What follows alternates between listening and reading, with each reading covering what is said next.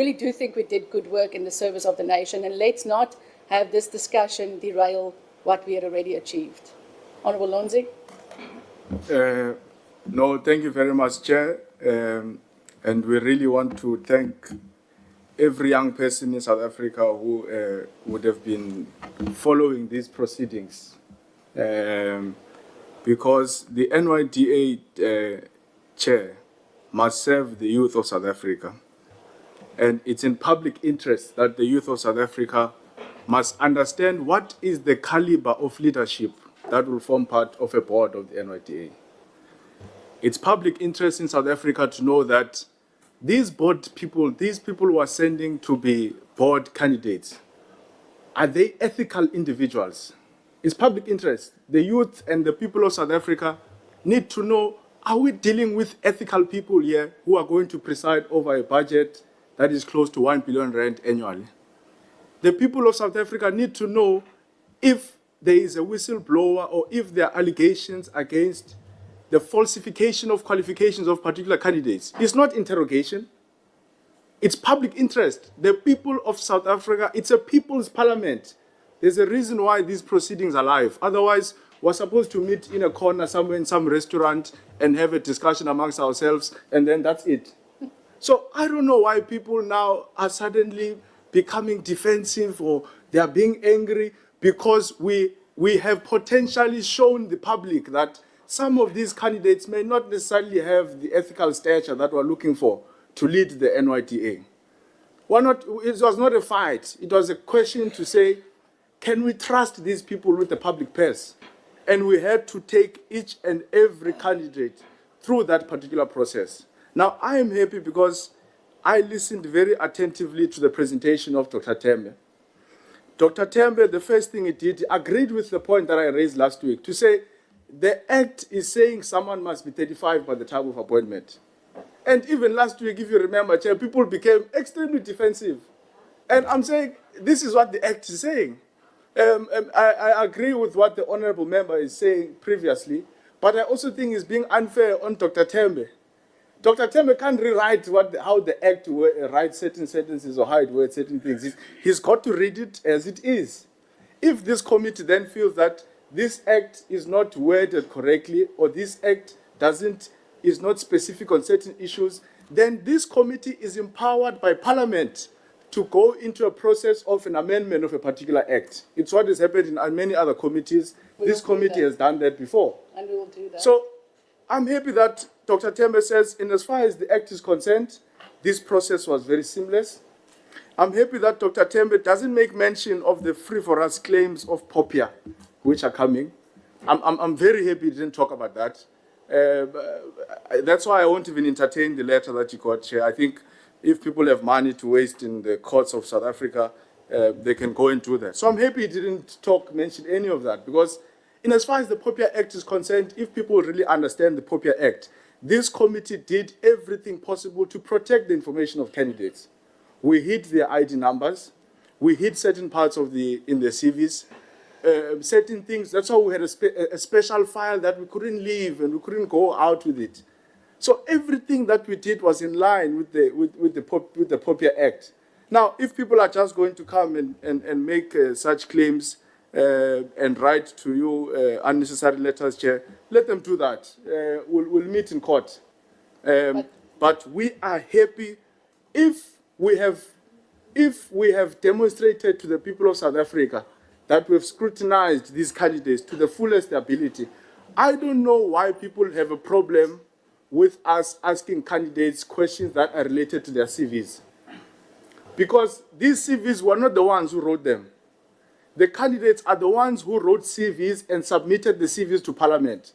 So how can a member of Parliament then say, you are not supposed to ask a candidate about their CV? But they wrote this thing to us. Okay, thank you, Honourable Lonzi. No, I must make this point, Chair, because you've allowed other members to speak. They've mentioned our names, and you didn't want us to disrupt you when they were speaking. So we have to respond to those things because it's going to create a very wrong impression to the public. So I don't know why people will say you can't ask about a CV. If someone comes here and says, I've got 10 years experience. Now, as members of Parliament at this level, we must just accept that this person has 10 years experience because they wrote it on their CV that they have 10 years experience. We ought to ask them to say, but my man, how do you have 10 years experience? Because this contradicts another aspect in your particular CV. By the way, Chair, we even got to reveal something, leave the other investigations and the whistleblowers. Through that scrutinization of the CV, the candidate admits and says there was a typo. Okay, but That is something that we've managed to achieve. Now, if we're going to listen to what the fellow members of parliament are saying, that we were not supposed to scrutinize, it means this parliament was going to run with the impression that that candidate graduated in 2011, when by his own admission he's saying, I graduated in 2021. So why would someone have a problem with that particular revelation unless you are hiding something from the people of South Africa? So we are not part of any agenda that seeks to hide anything from the people of South Africa. If there are candidates who potentially committed a crime, who falsified the CV, who cheated Parliament, who lied to Parliament, who submitted false qualifications to other departments and municipalities in South Africa, we must be able to expose it here in Parliament, not behind closed doors, not anywhere else in Parliament. And if people want to defend criminals, if people want to defend criminality because it's the political party position they were given before they come to this committee, then they will be charged for that. But we must be able to say to the people of South Africa, even when certain members of Parliament wanted to defend a crime, we stood alone, even though we stood on our own. It's fine. History will absolve us because very soon investigations are going to take place, certain revelations are going to be made. The people of South Africa must ask, when this question came before Parliament, which side were you standing on? Were you defending this or were you exposing it to the people? So we're not shaken by people who are insecure about their candidates and all of those things. Chair, we're very happy with this list. We're very happy with the manner in which you've run this process. We think that it was fair. We think that we got the best possible young people who are ethical, who are honest, who are qualified. There's a nice mix. I'm happy to see LGBTQI because I think I raised it in the last week that the last board didn't have. So I'm happy to have that representation. I'm happy that we've got disabled youth to ensure that their issues are at the center. I'm also very happy with the gender parity, the gender balance on this particular list of 9 names. The only thing I would have raised, Chair, and maybe you'll clarify it for me, I don't know why we don't write the scores next to them, because we scored these people. And I think, again, it's this culture of hiding things that don't need to be hidden to the people of South Africa. Because we scored these candidates one by one. So why are we hiding that, no, this candidate got 50 and this got what? No, I'm saying you'll clarify it for me, but I must mention it because the people of South Africa know that we have scored these candidates, but we're hiding their scores. The same way we wanted to hide that people falsified their CV, want to hide that someone graduated in 2021, you want to hide that someone has a typo in the CV. I don't understand this. Okay, thank you, this must be a transparent process. So please try to clarify. I believe that the people of South Africa know that we scored these people, and we must be able to put their scores there. And that will be the truest report to Parliament. Because when you give President Cyril Ramaphosa and Parliament, you must be able to say, this is what we have scored these people. Because now it just creates an impression that we just got a list of names from nowhere and we don't know where we got them. And then the last point I want to make, Chair, I know people are getting touched because they were sent to come and defend wrong things. But we're here to speak truth to power. Chair, if it's I our may, character. I just before he proceeds, I think it is an injustice to members of this portfolio committee if we continue to allow such conduct. We respect you as the chairperson of this portfolio committee, and I think that should apply to all members in this particular portfolio committee. You have requested for him to conclude multiple times, and he clearly is not going to take that instruction.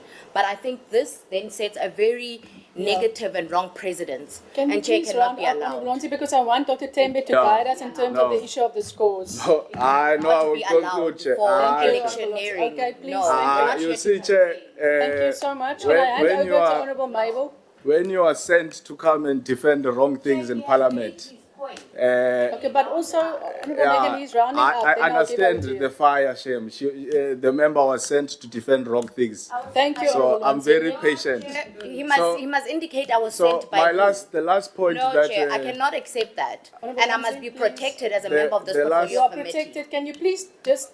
is interrupting me. The member is interrupting me. What she said, Okay, Honorable Lonzi, thank you very No, much. but for I've got the last point that I want to Yes, make. I was please. disrupted here.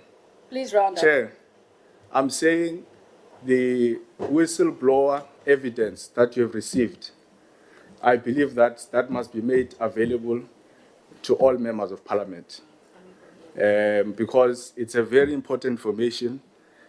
Even the frivolous letter you must give us so that we can see and I will be guided with Dr. rubbish it, Tembe yeah, in terms yeah. of So that. I think in the spirit of transparency, everything that the committee receives from the public, it must be shared with us. If it's confidential, we will find creative ways, like last week of having a bulk file, so that we can see the totis that we're dealing with in South Africa. Thank you. Honorable Mabel, over to you Thank you very much, Chair. in a minute. Honorable Chauke Adonis. Thank you very much, Chairperson, for the opportunity. And I would like to start off by acknowledging all the candidates that submitted and put their names forward to be candidates of the NYDA board, and also those who participated in the interview process. I think it takes a resilient and forward and innovative young people who want to lead young people's agenda forward, for them to put themselves to such public scrutiny, but also to come and display the capacity and capability. Also taking an appreciation of the demographic groups that are represented. For me, looking at the historical board members or the boards of the NYDA, where we did not previously have the LGBTQA plus and persons with disabilities, it was really encouraging to see this representation as well. And we shall encourage more young people to continue to participate in this process to drive the youth development policy and agenda forward. Chairperson, on my side, I think one would want to appreciate the list that has been articulated. And I think this shows very competent and capable young people who would be able to deliver on the mandate of the NYDA. And I think we have followed quite a diligent process, but taking into consideration that there are levels of bringing, or there are levels that seek to bring this process to disrepute. And I think we must caution against it. And I repeat, Chairperson, that the conduct of Honorable Lonzi is absolutely inappropriate. It cannot be continuously accepted. And I understand that it is his freedom of speech, but we cannot be subjected to this level of abuse, number one. We cannot allow for this portfolio committee to be undermined, the processes that we take resolutions and adopt to be undermined by a portfolio committee member who was parachuted into this portfolio committee at the 11th hour in order for him to disrupt the process and undermine this process. Yes, we appreciate that he highlighted key issues that the portfolio committee needed to look into, but it does not mean we must undermine the entire process. Chairperson, also taking into consideration that the fact that Honorable Lonzi, yes, did mention we took a resolution that we would be reading out codes of candidates when we are scoring them. So we must not be blind to the reality that Honorable Lonzi went and read the name of the candidate, which goes against the resolution that was taken by this portfolio committee. So it's not that he did not infringe on the resolutions. He did that, and also on the rights of that particular candidate. Had it been any other candidate, we would have stood up the same way we're standing. We're not standing up for any particular candidate. We're standing for the rights of young people and South Africans. Additionally, to that, Honorable Lonzi indicated that I have been sent, and I would like for him to perhaps indicate who I've been sent by. But one thing we shall not tolerate, and will not tolerate, is such conduct coming from this young honorable member. Yes, we understand he is electioneering. We know that he is campaigning currently, and he needs to be in good books with his president. But he must not do it at the expense of this portfolio committee and this process, and at the expense of young people. We must not undermine this process. Additionally, Chairperson, we did bring it forward to the portfolio committee on the issue of the age. And we were advised, before Honorable Lonzi came, Honorable Lonzi must not think some of these things he's the first to bring them up. No. Am We I have one of the discussed them. candidates here, Chair? We have discussed The member these. is discussing me as No, if I'm no. contesting. Am I one of the candidates? Well, thank you very much, Chairperson. We did bring it forward, Chairperson, to indicate that the candidates who have perhaps who will be turning the age of 35 or who have passed the age of 35, and we were told that we would be then advised for further clarity. So this was previously brought up by members of the portfolio committee. Additionally, we were advised by the content advisor and the research team in terms of the findings from HR and also the inability to verify some of the qualifications. So members of this portfolio committee were aware of that, and we had taken a resolution, even with other findings, to say that these shortlisted candidates will proceed because of the legal opinion we had been given, to say that qualifications are not the premise or the primary focus of candidates being shortlisted or being put into the list, but we look at the holistic capacity and capability prescribed in the legislation. So we must be very mindful. And lastly, Chairperson, in terms of the accusations that are being made, I think we must not create a scenario or a scene where we discourage young people from participating in such processes. Yes, we understand that we want competent, capable, and ethical young people to lead the NYDA board, and we do appreciate Honorable Lonzi for wanting and driving that, but he must drive it in an ethical and principled manner that does not put young people under scrutiny, that does not lead to cyberbullying, knowing that he himself is the one who's championing it. And not only one candidate, multiple candidates have been put under scrutiny and have been cyberbullied through the leadership of Honorable Lonzi, and we must not shy away from that. Thank you very much, Chairperson. Thank you so much, Honorable Chauke Adonis. The Honorable Tsiamo Tsotsetsi. I was asked a question, Chair, or... No, I didn't ask a question. No, we're going to conclude soon. Okay. And then we'll hand over to Dr. Tembe. Please, All right. please, No. honorable members. No, I'm really pleading with you. All right. No, I respect you too much, Chair. You'll put it in writing. No, Chair, thank you very much. And let me officially say good morning to members of the committee as well as young people outside and everybody else who's following these proceedings. First, Chair, I must say that